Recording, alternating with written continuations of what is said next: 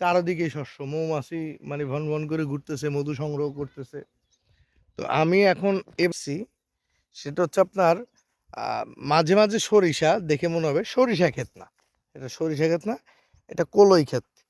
এই যে যেই কচি পাতা, এটা এখন বড় হয়ে গেছে, এটা বড়, আমাদের দেশীয় ভাষায় বলে কলই। হুম, এই শাকটা খুবই মানে ফেভারিট আমাদের দেশের মানুষের জন্য। শহর এলাকায় এই শাক অনেক দামে বিক্রি হয়, কিন্তু এক্সেস হওয়ার কারণে এই শাকটা গরুরে খাওয়ায়। আর এই কলই ফুল থেকেই মৌমাছি মধু সংগ্রহ করে।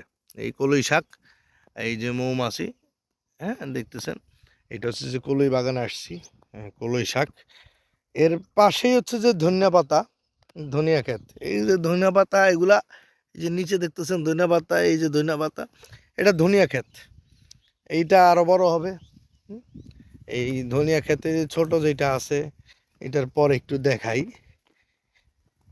এই অবস্থা এইরকম হবে, এরকম। এটা হচ্ছে যে ধনিয়া, আমরা যেই ধনিয়াটা খাই, এই ধনিয়া ক্ষেত।